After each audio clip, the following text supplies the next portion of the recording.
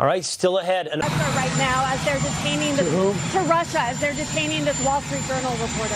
Let him go. We're in process.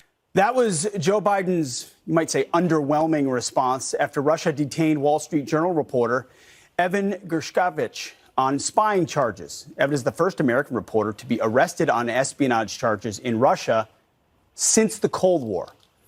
Polaris national security founder and former State Department spokesperson Morgan Ortagus joins us now. Morgan, thanks for being here.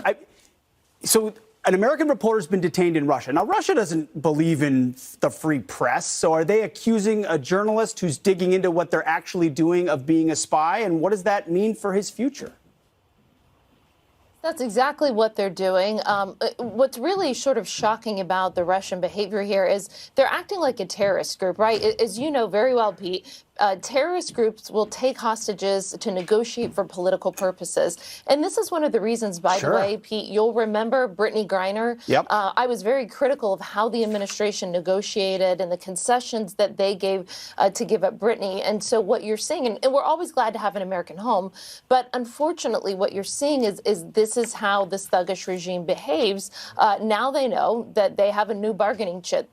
They're gonna know how much we want a journalist back, and they'll use that to their favor. So when we talk about weak leadership at home, it sort of permeates everything around the world.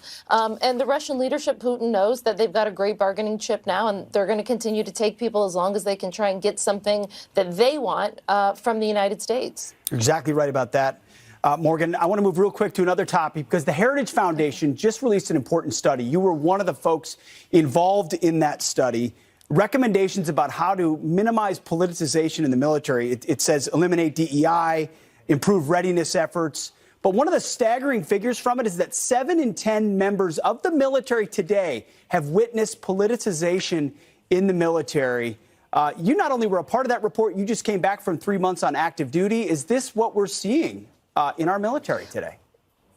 Yeah, so speaking for myself only and not for the Department of Defense, I will tell you, being a part of that report, Pete, and looking at the statistics, that number that you just mentioned, the 7 in 10 worried about or witnessing the politicization, what's really scary about that number is we are not meeting, by far, we are not meeting our recruitment and retention goals, especially in the Army. And what we saw in the report is that the number of people on active duty are thinking, you know what, I may not want my children to join the military. Now, why does that matter? Every industry has a recruiting base, and for the military, disproportionately, the number of people that decide to serve are people who saw it within their family, who saw their parents or grandparents or aunts or uncles serve. For me, I'm sure for you as well, Pete, it was a part of my family culture. Whenever I raised my hand and took the oath, I want my daughter to do it as well. But when you start to really demoralize the base of people who served on active duty or are currently serving and they don't want their children to join, that's a really, really scary thing for the military.